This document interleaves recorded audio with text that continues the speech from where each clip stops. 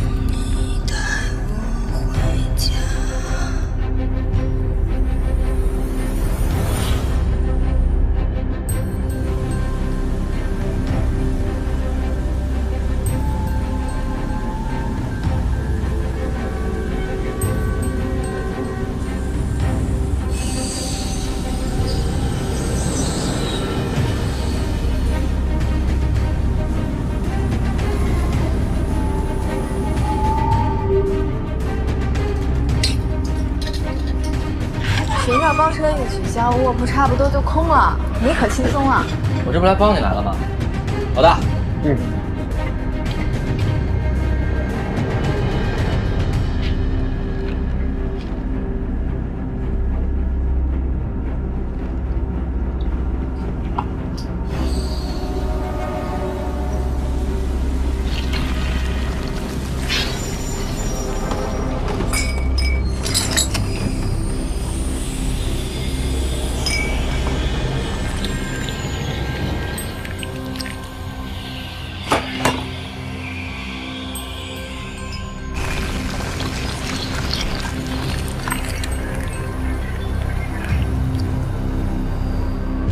核对，前方出现山体滑坡，估计得几个钟头才能疏通好，请帮忙维持下车厢秩序。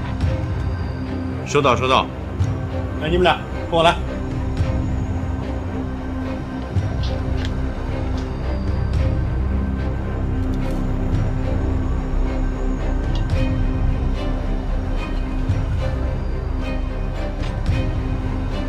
哎呀，老子今天又可以好好睡一觉了。看什么？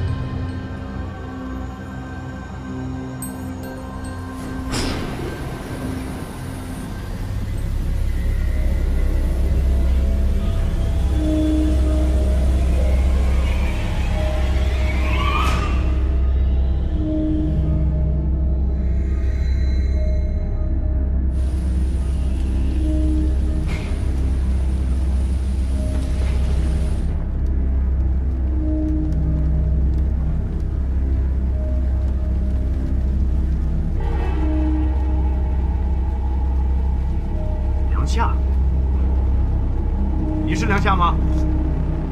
醒醒，醒醒！是谁？你冷静点。我还认识我吗？呵呵。来，起来。坐着。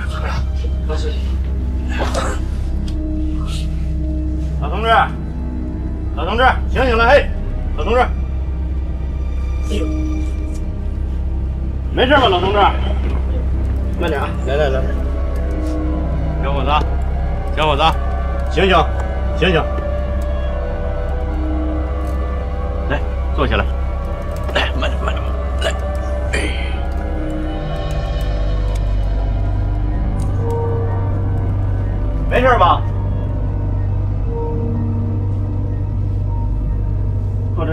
你说他们怎么了？中邪了是吗？别胡说八道，说不定吃了什么不干净的东西。姑娘，姑娘，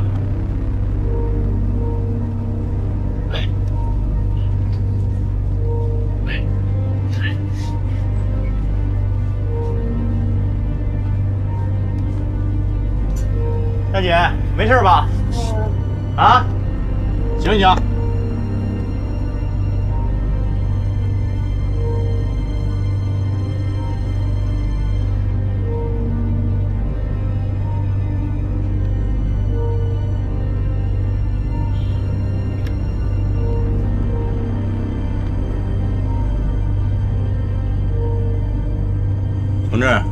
同志，醒醒！哎，同志，醒醒！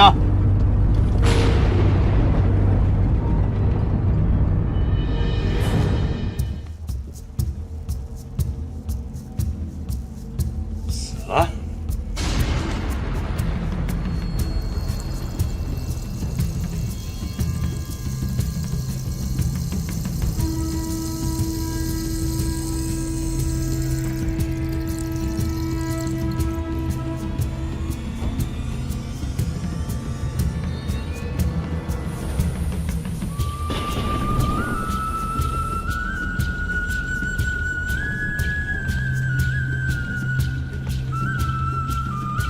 好点了吗？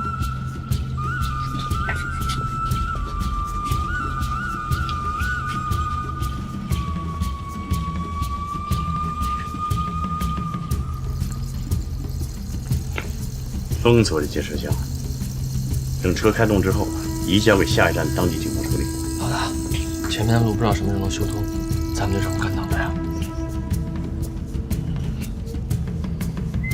万一是凶杀呢？把我的相机拿来。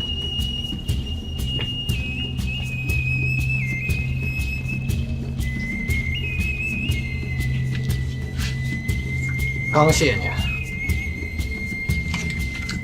借不说话。行了。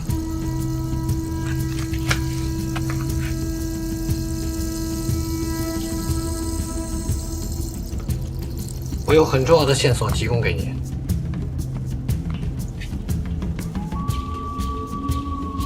什么线索？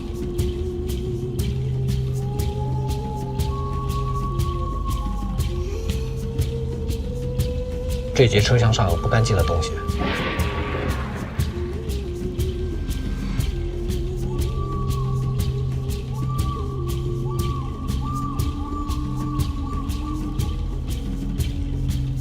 大家不要紧张，前方的铁路正在抢修，请大家暂时留在这里休息。经理，你安排一下。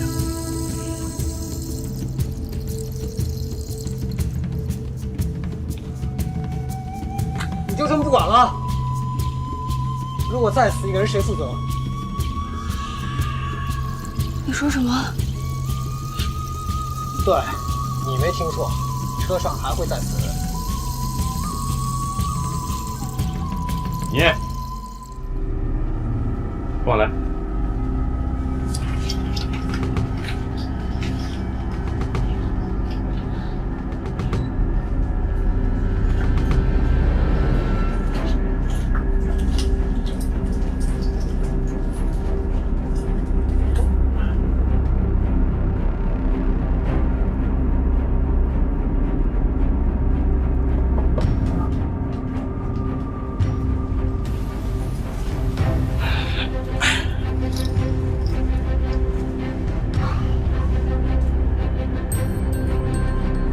有2年多没见了吧？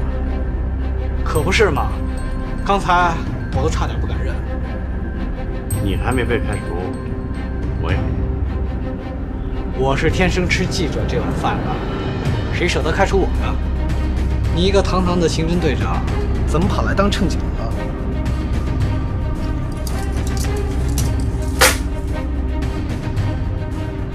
别以为我不知道你这碗饭是怎么吃的。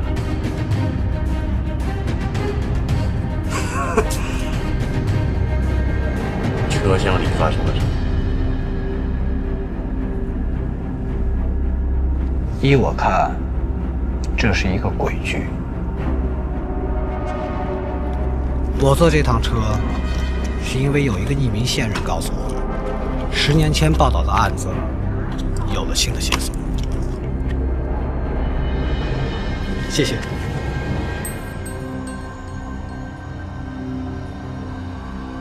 你听我的话没错。我上车的时候，车厢里有5个人。吴健，退休教导主任；邱红，护工；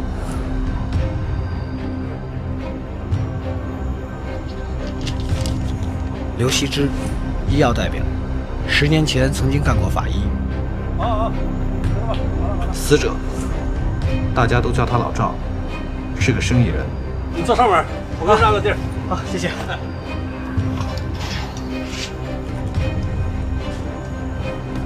哎，虾呀！不好意思啊。彩绘你没啊？王超，网店店主。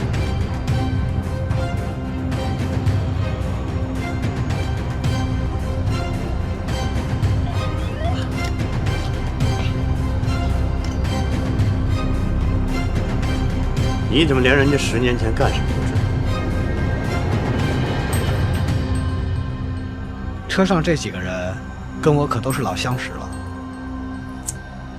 可惜我记得他们不记得我。虽然都是一个市的，车上里不让抽烟，同一天去省城也不是没可能。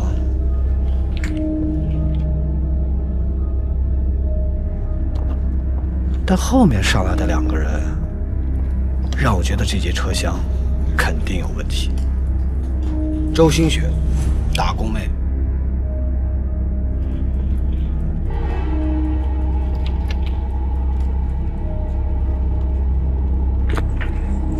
美女，行李全吧？不用，谢谢。大家都在一个火车上，互相帮忙很正常。不用了。哎，你干嘛呀？我怎么了？别吵，别吵，别吵！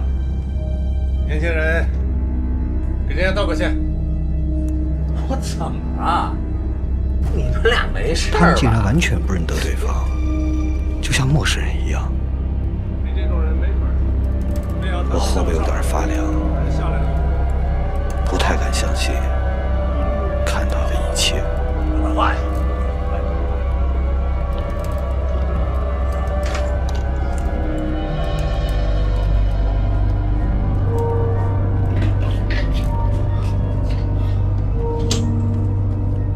最后一个上车的是韩家斌，他是个研究生。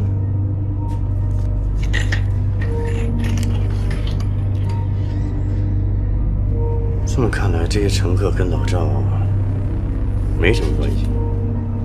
未必啊。老赵也是你的旧相识。车上就这么几个人。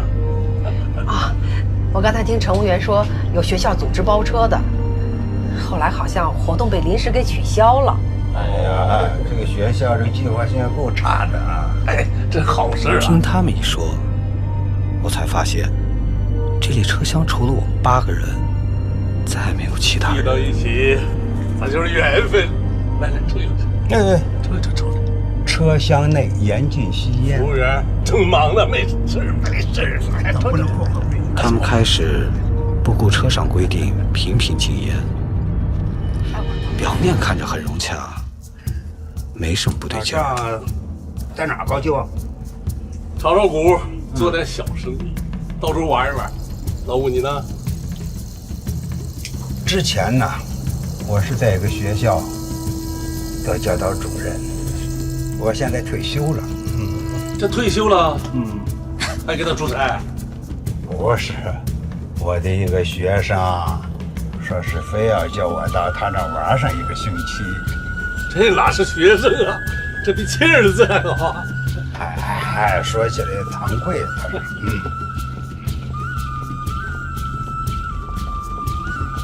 对不起。对不起啊。没事。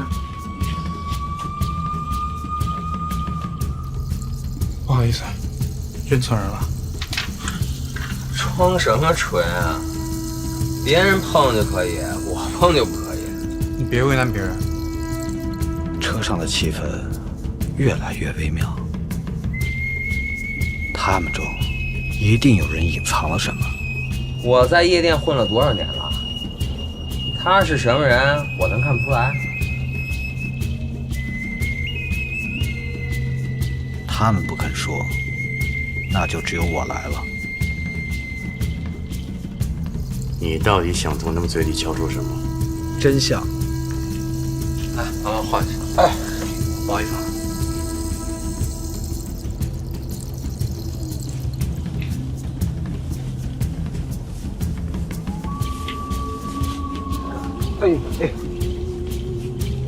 哎，我来。哎，没事，我来吧。哎呦，出了东西。我来。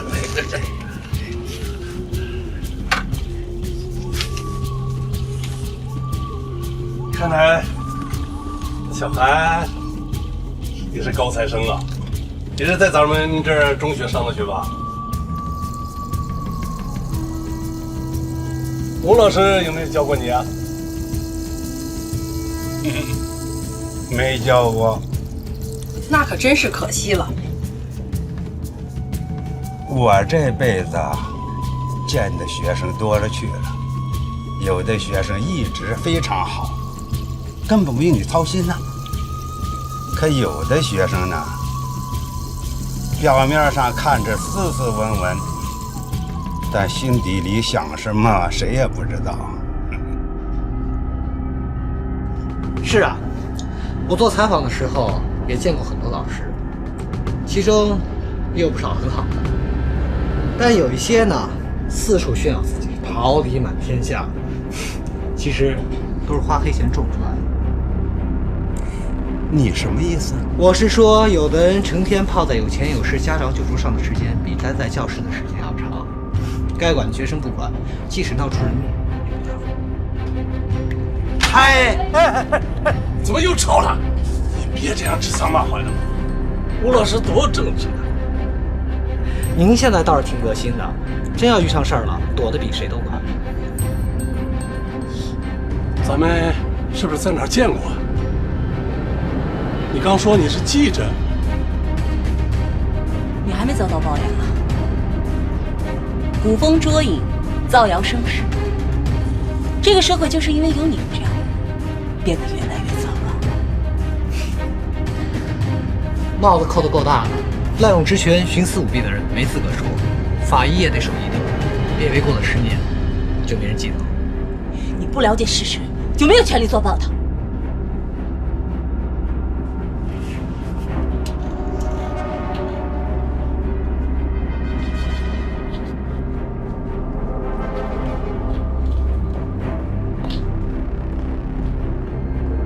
你为什么一直试图挑衅他？在我们这行，这叫杠杆原理。如果你直接问问题，不可能得到真相，所以你必须得找到一个点，刺激他。越不可告人的事，就得刺得越深，也就是人们常说的撬开嘴。抽根烟吧。好，谢谢。给您。真舒服啊！要是有酒就好了。啊，这有。这个。地上那个也是酒吗？啊，这瓶是我的，上好的酒。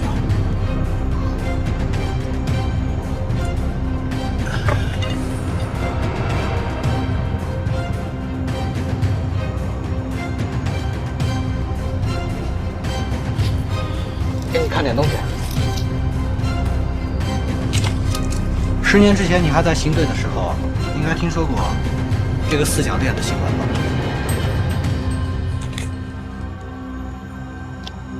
刚上了附中啊，他还是个孩子。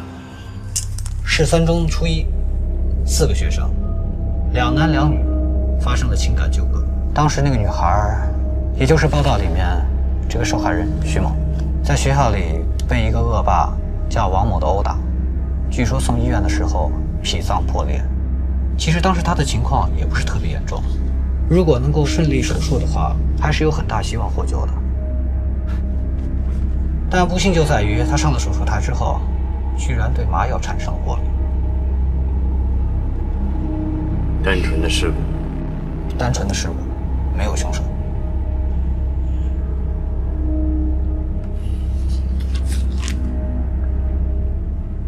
这么说，这里面这个吴健就是当时市3中的教导主任，刘希之就是被委托进行司法鉴定的医生。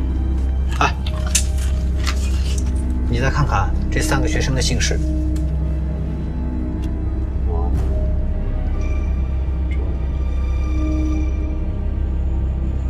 王超、韩家斌、周新雪。当年的学生还告诉我，那个校园恶霸的名字叫王照，他有个小跟班叫韩冰。哎，很像吧？而且巧的是，这个事件发生之后，他们俩就转学了。那修红呢？当年的校医务室有个姓邱的助手，而且就是他把受害人送到医院的。至于老赵嘛，如果我没记错的话，他就是当年学校旁边小卖部的老板。不要了，我这都穿一条了，不回头了。一条擦汗，一条擦嘴，万一客人听你酒，你怎么喝呀？慢着走，低调一点。你真好。加上我报道这件事的记者，车上的8个人都和这起意外有关。是恶是明？难道你当年遗漏了什么？好吧，这个报道有一部分不算是事实。4角恋是我推测的，因为吴健从中作梗，我什么都问不到，没办法，我只有去学校周边采访学生。哎，小鹏，小鹏，哎，小鹏别跑，别跑，别跑！哎，小鹏，小鹏，别跑，别跑！哎，小鹏！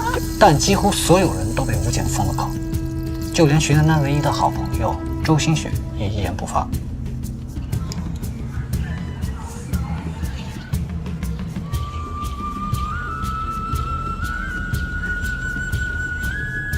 所以呢？那个周新雪，朋友死了也不站出来。哎，肯定有别的问题。女孩子之间不简单的。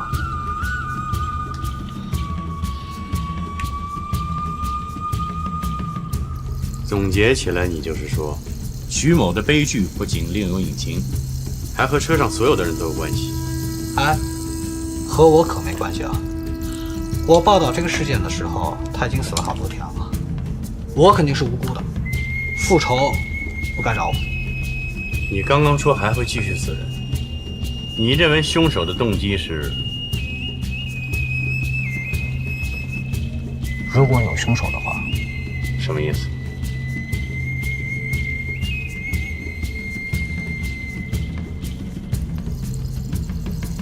就站在餐车那里。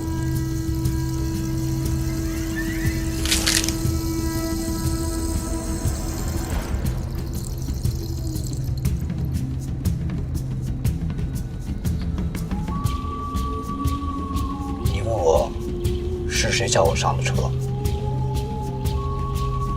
这个人凑齐了我们8个，让我们陷入昏迷，让这列车停在了半道，还杀了一个。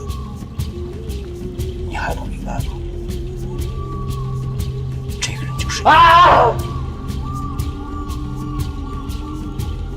不是我干的，不是我干的，我知道错了，我真的知道错了，我以后再也不打你了。上次打你是中的，但我是不小心的，而且后来我给你叫医生了。求你了，别再打我了！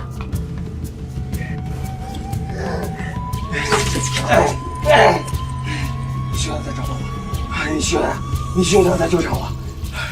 姐，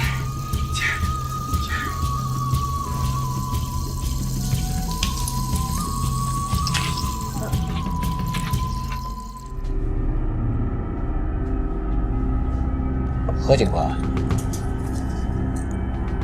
你相信有鬼神吗？你是记者，别在这儿装神弄鬼。啊！我的脸！我的脸！我的脸！我的脸烂了！啊！有鬼！救命啊！救命！救命！鬼！鬼！有鬼！不是我做，是姑姑让我来。你别过来！你别过来！你别过来！放松，放松，放松，看着我的脸。有鬼，有女鬼，车上有女鬼。你也看见了？看见什么了？他刚做了一个噩梦，梦见一个女鬼，我也看见了。什么样的女鬼？一个学生。对对对，是男的。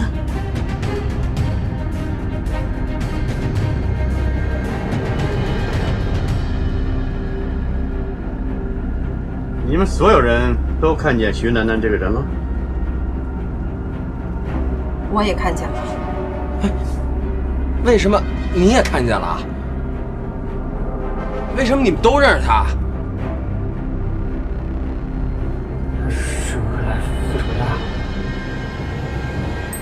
贱人，贱人！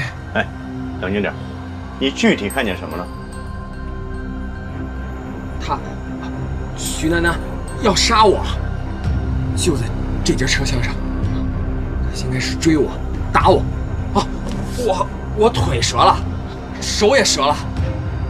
我打过他哪儿，他就打我哪儿，我哪儿都烂了。其他人看见的也是这么可怕吗？类似。所有人做的梦都是一样的？跟他们不一样，但是很真实，不像是梦。我也没有，比较平静。嘿，你没看见？你居然没看见？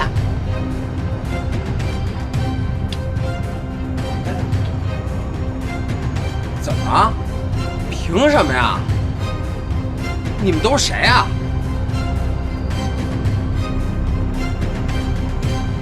对，我认识你。你是无言了。你给我打住！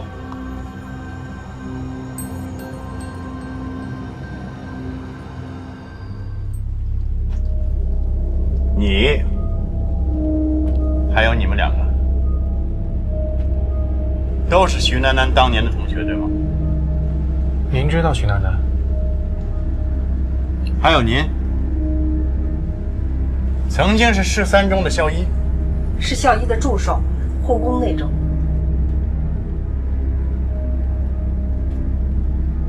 现在可以确定的是，你们所有人都和10年前的事件有或多或少的关系，所以请大家协助我们调查。都有关系。行了，请大家到餐车休息一下，请吧。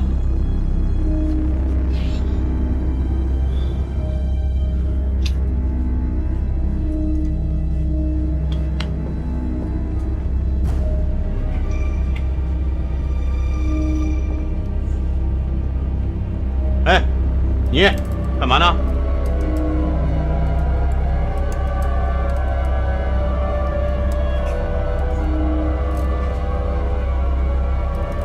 您打算一个人看这现场吗？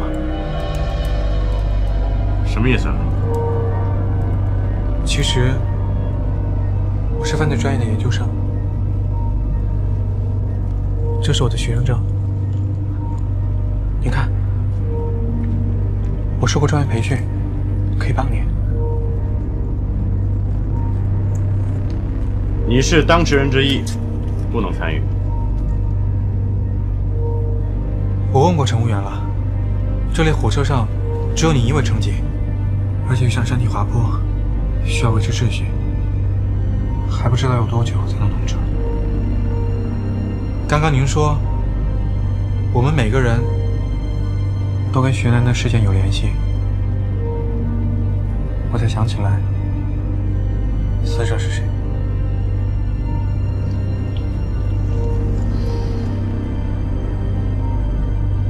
我只想尽自己的一份力，让死者可以瞑目。再叫一些人来，人手不够，人手不够。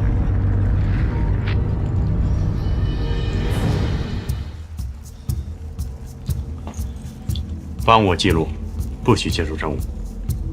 好。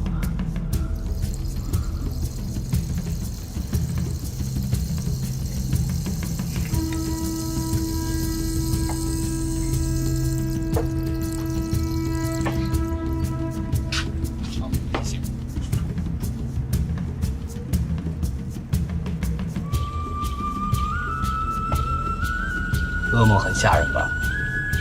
谁啊？我10年前没见过你。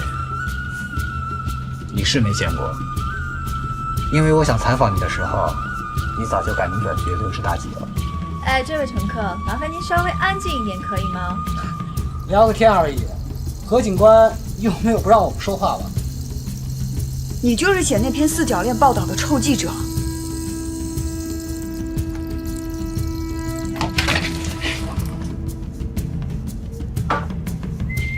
楠楠死不瞑目，就是因为你。姑娘，这是干嘛呀？来，坐下，坐下。你还怪我？徐楠楠的死，还不是因为你们？现在闹出人命了，你们谁也别想隐瞒下去。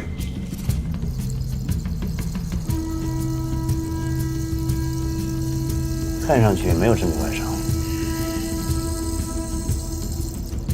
是毒杀吗？还不能确定。我们现在没有办法来还原这些药物。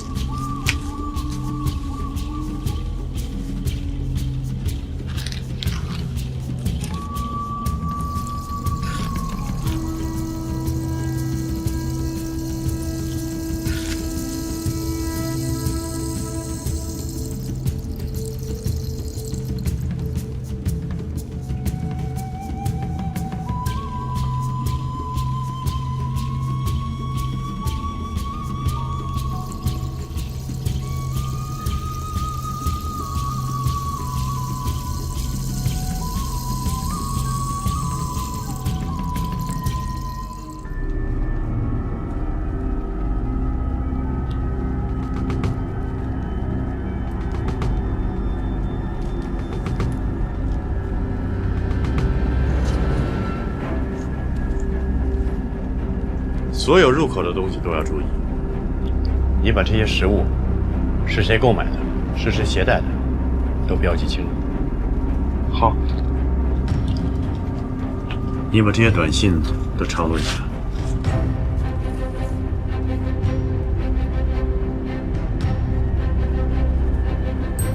看名字不像是生意伙伴，倒像是网友。死者上车的目的是去省城看货，但列车的车次是别人出来约好的。您的意思是？梁夏是被一个匿名的线人叫来的，那么你呢？你为什么要他？教务处的老师给我打电话，说我的档案出了问题，还说学校统一给我们订了票，让我收到票之后就尽快赶回去。这位老师你认识吗？我没见过。吴健的票也是别人给他订的，他的学生，还有王超。王超每周都是固定这一天去上班，也是这列火车。周新雪的票好像也是别人给他订的，剩下就是秋红和刘希之。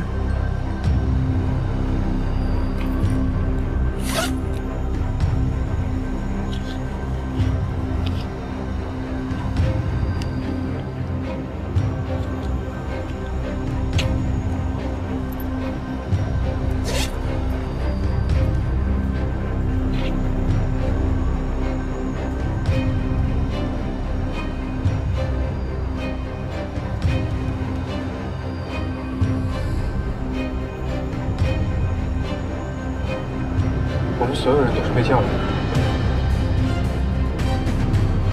还真是个规矩。瞒什么呀？本来就是小孩打架闹着玩。徐楠楠我打过很多次了，根本就没事儿。不信你去问韩家斌啊，他打的可不比我少。只不过这次下手重了点，他就晕了。重了点，你们把他打死了。我想起来你是谁了，你是徐楠楠的好朋友，对吧？你要是有意见，10年前你怎么不说呀？再说了，我们找徐楠楠的时候，他好朋友躲哪儿去了？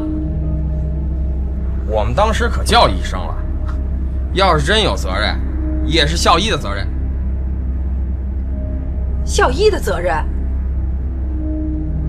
当时徐楠楠是穿着外衣和长裤的，开始看不出什么，送到医院一检查，才发现是内出血。你们怎么没有责任？你知道他一直受欺凌吗？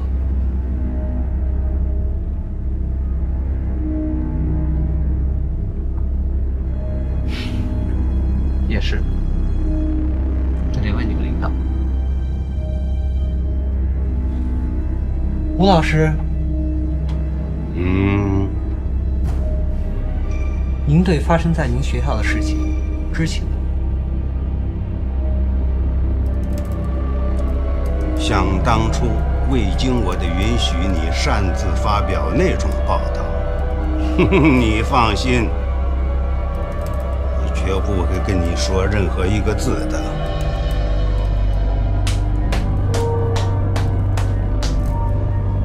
真不愧是无眼王，自己不说，也不让身边的学生说。除了王超，你是不是还有其他脏事儿隐藏在学校里？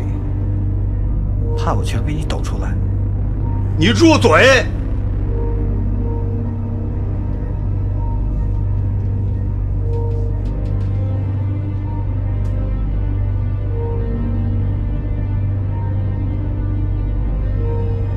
你们所有人啊，所有人都影响了学校的声誉，也包括那个徐楠楠。像这样给学校惹麻烦的学生，就应该早点消停。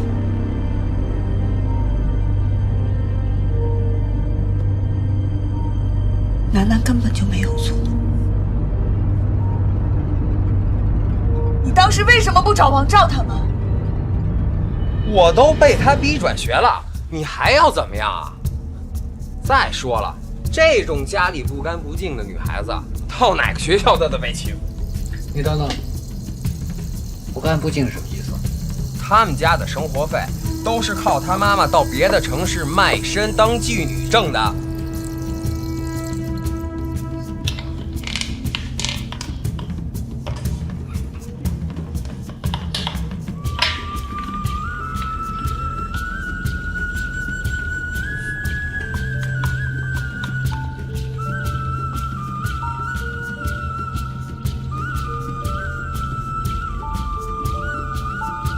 你会不会站？说！我告诉你们啊，他妈妈是因为家庭暴力才离的婚，不是传闻里头说的那样。这个事儿啊，就到此为止。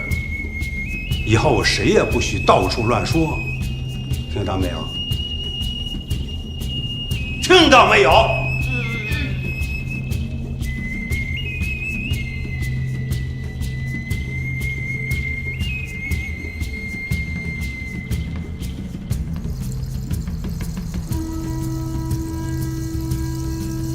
他爸妈只是离婚了，他妈没做过那种事儿。我不管那些，就算是我不打，我告诉你，照样有别人打他，知道吗？打和被打没有本质上的区别。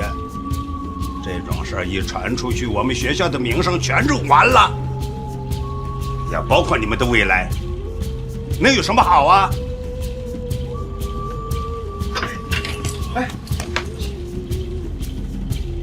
哎呀，上厕所了。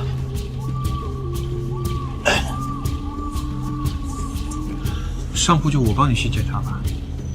行，辛苦你了。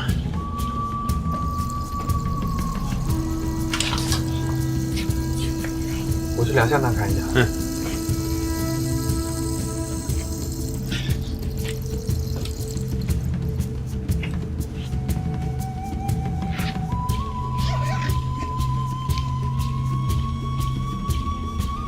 警官，当年究竟发生了什么？您是说10年前吗？梁夏说你以前叫韩冰，王超以前叫王照，听说你们两个以前是一伙。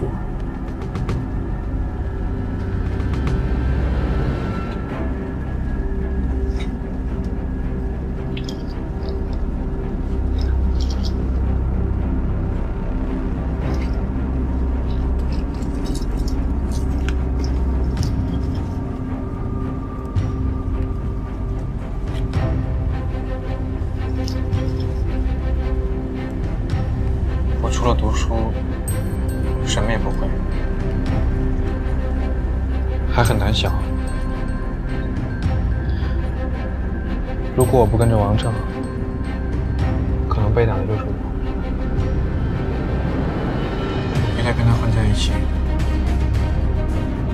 就没有办法脱身。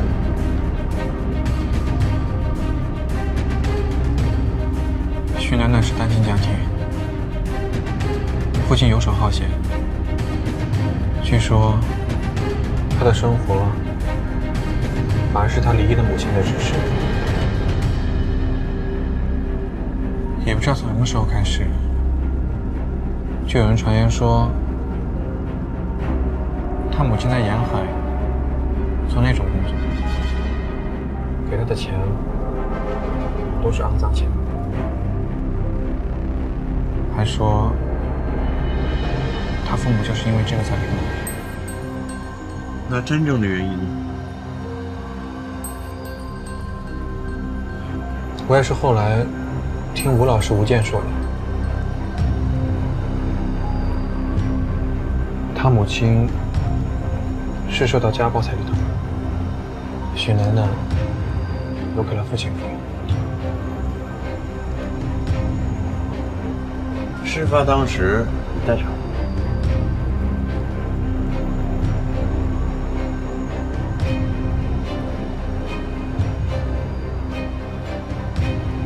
在。我和几个人把许楠楠抬到医务室之后，吴健就把我们赶出去了。后来的情况，我还是从新闻报道里面知道的。王照背起了锅，很快转学，我也没有办法在学校待下去。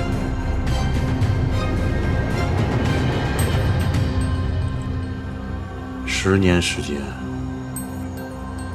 就没有相关的人找过你？没有。警方也没有找过你们？我想，可能也是吴健拦下来了吧。我们那个时候还小，都没有14岁，警方也很难界定学生这种行为。更何况，他真正的死因是麻醉过敏。麻醉过敏。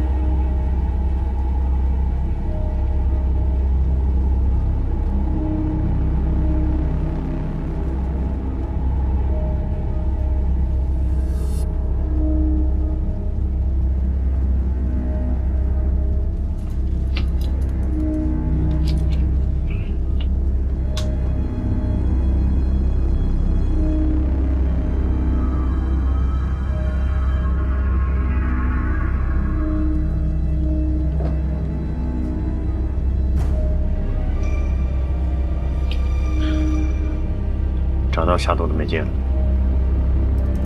所以说，老赵是喝了这瓶水才……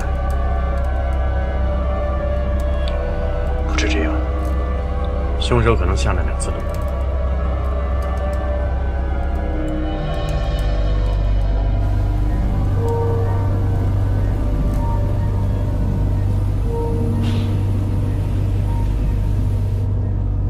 让8个人都陷入昏迷，这应该就是第一次下毒，而且所有人或多或少都出现了幻觉，而且冰水就是第2次，一再杀人。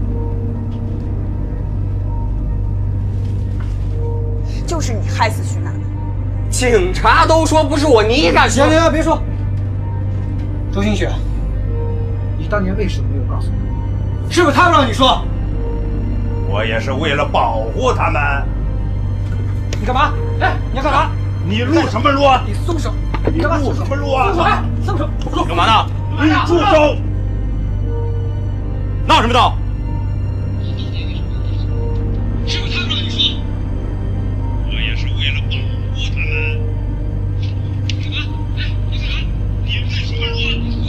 你录什么录啊？政务我先留下了。婉儿，先把他们带到卧铺室下休息，每个人都分开。我一会儿要跟他们单独谈话。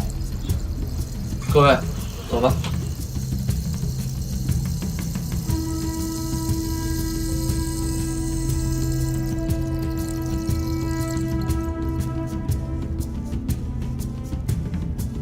欺人太甚！我们每周都坐这趟车，人少，谁知道这次票居然卖光了。水是我和韩家斌去买的，回来的时候吴健帮我提了一下。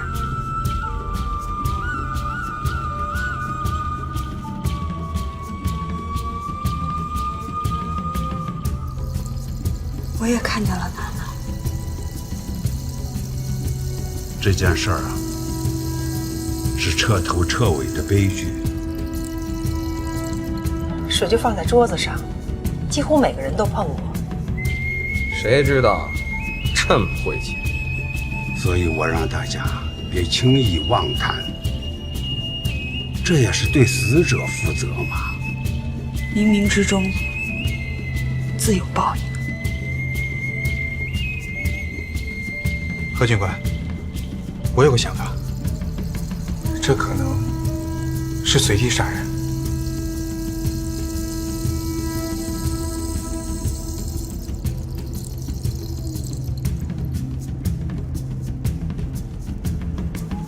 车上所有人一起造成了徐楠楠的死，不管是在生前欺负她的，还是在她死后掩盖真相的。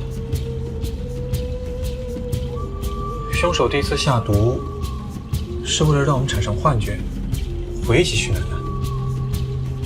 而经营这一步，最重要的棋子就是梁夏，是他首先提起10年前的往事，让我们每个人都做好回到过去的准备。该管的学生不管，即使闹出人命也不在乎。第2次下毒就是抽签。怎么抽签？那瓶水是在火车上买的。吴老师，喝水。经过了好几个人的手，分发的时候也没有规律，任何人都可能拿到，就像徐楠楠当年的死一样。那为什么不把所有人都杀了？因为现在这个死，就跟徐楠楠当年麻醉过敏一样，是被意外选中的。他想纪念徐楠楠的死。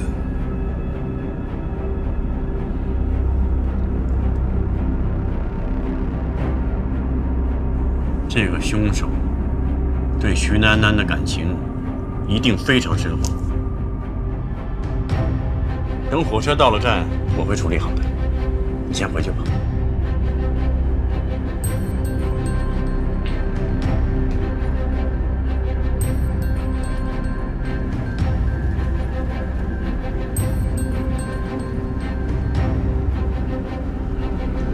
你们查到什么了？这位乘客，麻烦你回到自己的铺位上去好吗2句就说2句。他怎么死的？中毒。中毒？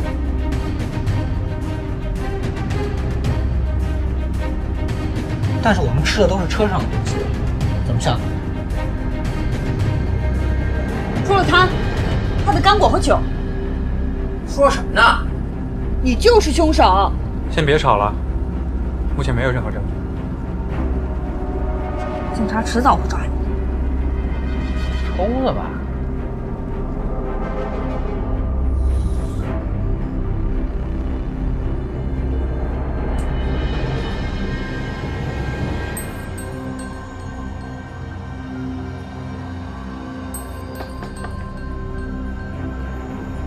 我需要车上出售的食品清单。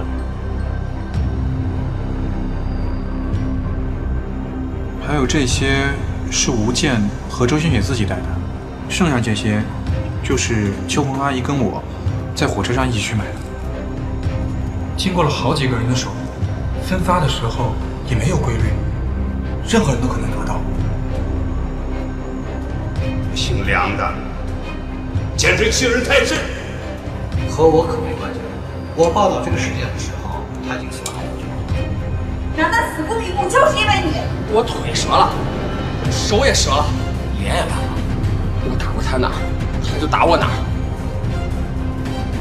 当时徐楠楠是穿着外衣和长裤的，开始看不出什么，送到医院一检查，才发现是内出血。你知道他一直受欺凌吗？这可能是随机杀人。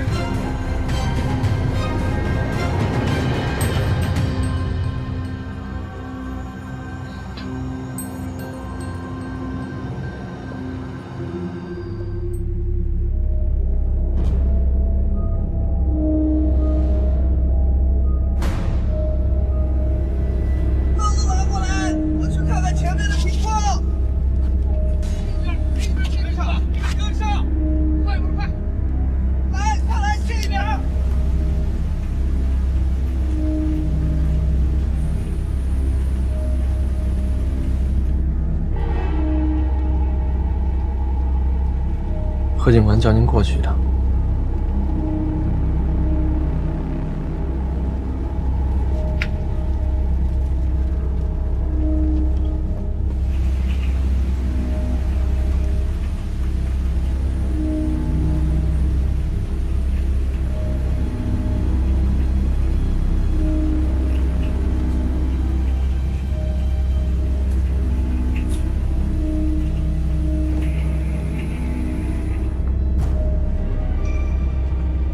来，提提神。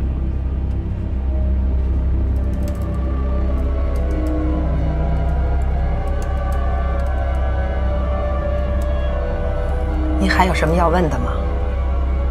我只有3个问题。我又听了几遍录音，梁夏的一个问题你没有回答。他问你是否知道徐楠楠被欺凌的情况。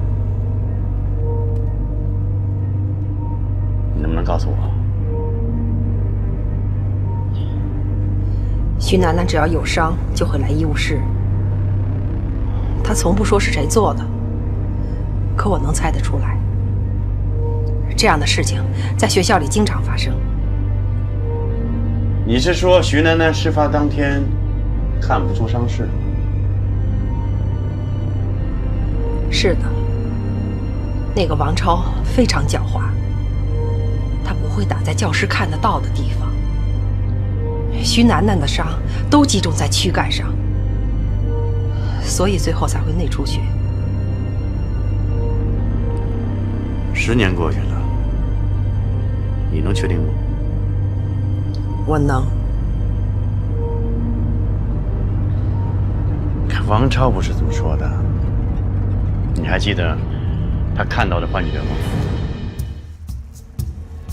放过我吧，我错了。在王超的幻觉中，徐楠楠伤害他的部位正是王超平常殴打他的部位，这其中包括面部。我之前跟王超谈过，也证实了这一点，和你猜测的正相反。他从来就不担心有人知道他欺凌同学，因为没有人可以管他。他甚至希望徐楠楠脸上的伤痕能让更多人看到，以此来证明自己有多不好惹。这些被欺负的孩子都不爱吱声。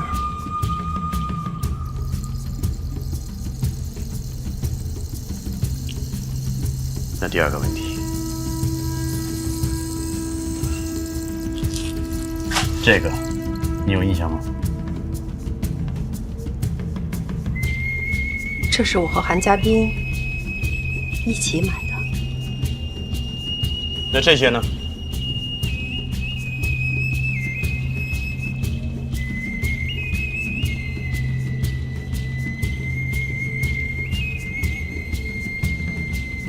我们对比了车上所有的饰品，只有一类对不上。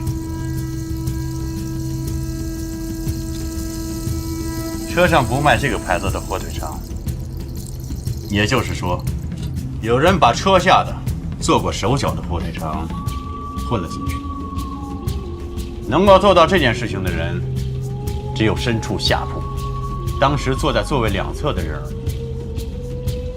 不是老赵就是你。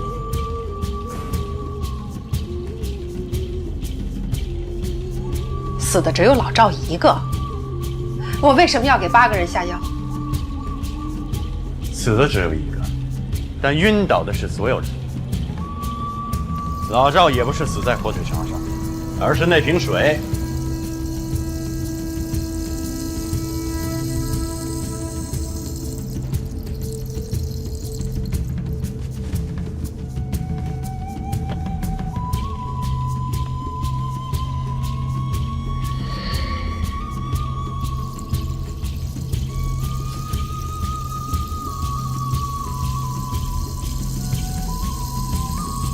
火车到站后，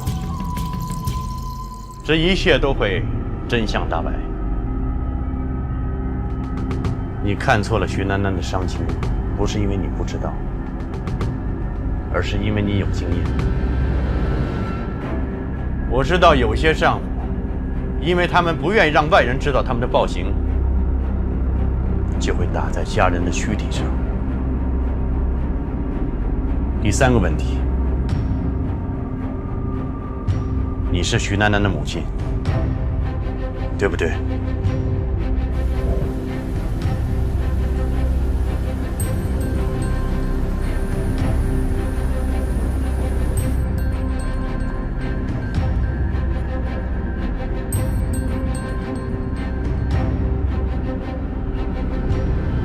他生意不好，在外面抬不起头来，只有在我身上撒气。法院是把楠楠判给我的，可我没钱，只能让他带走楠楠。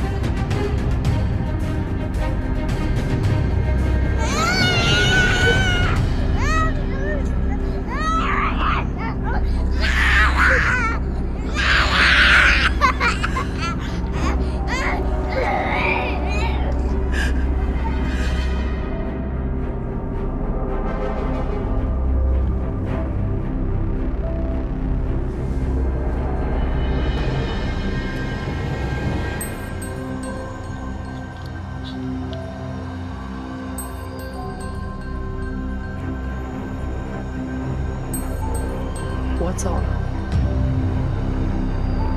他倒不打楠楠，只是喝酒。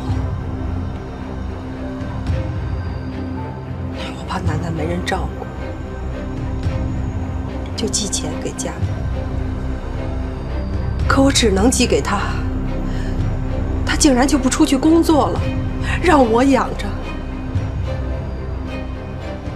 他怕我有一天带走楠楠，断了他的财路，就不让我回家看看孩子，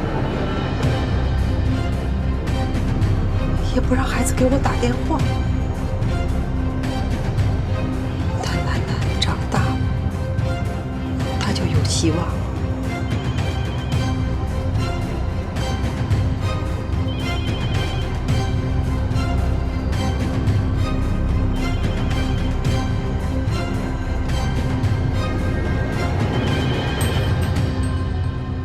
喂，喂，妈妈，你在哪儿呢？我在学校挺好的。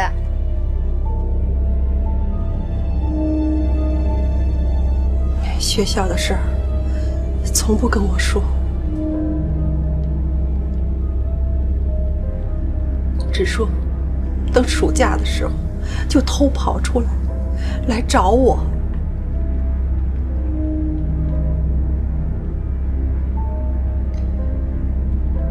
然后我怎么都联系不上他，我回家，他爸爸竟然让我进门了，我才知道他没了。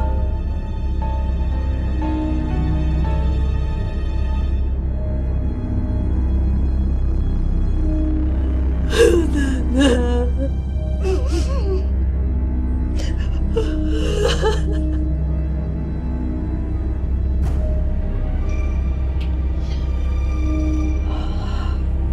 当时都过去3个月了，骨灰都埋了。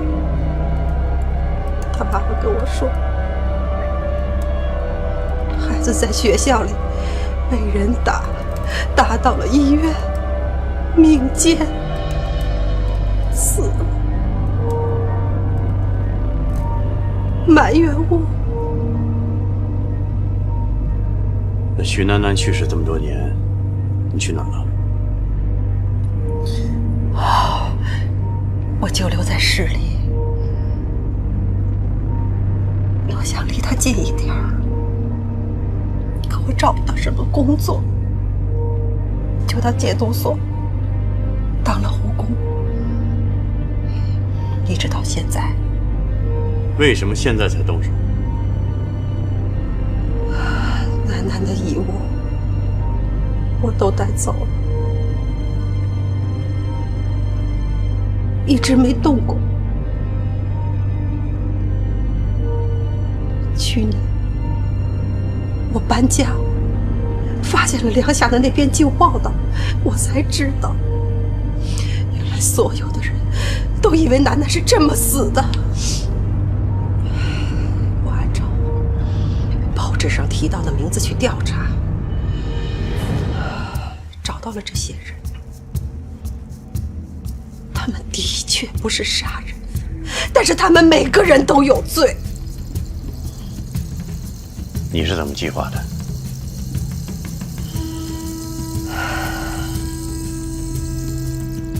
我调查了他们的行动习惯，编了借口，骗他们上车，再假借学校旅行的名义买下了其他的货物。我在戒毒所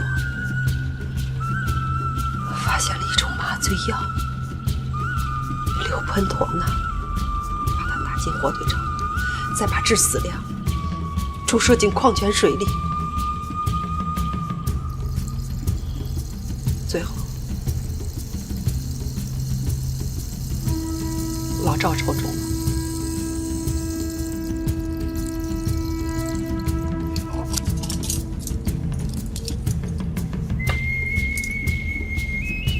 麻烦你到站之后再交代一次。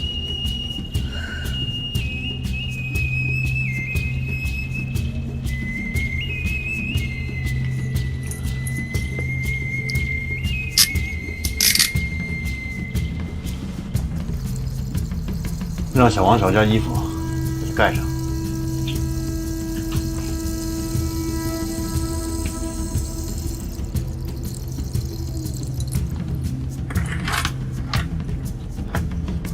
谢谢。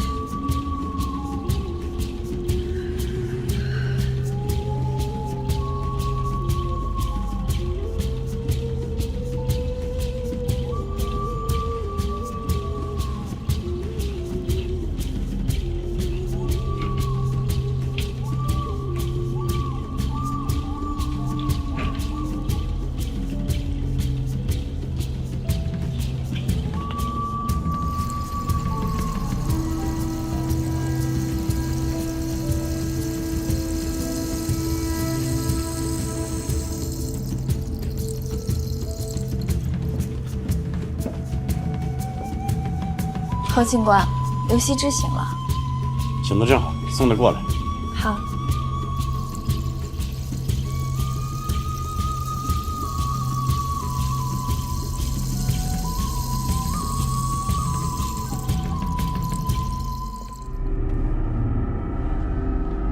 知道车上发生什么吗？听乘务员跟我说了。现在车上所有的人都和这起事件有很深的关系，所以我有几个问题想了解一下。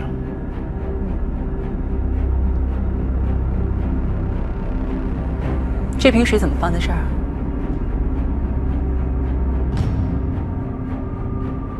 这是我的水。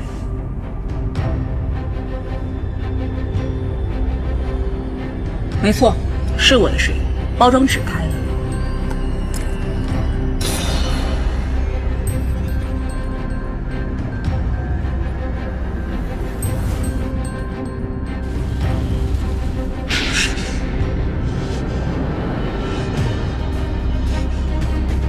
出什么事了？没你事儿。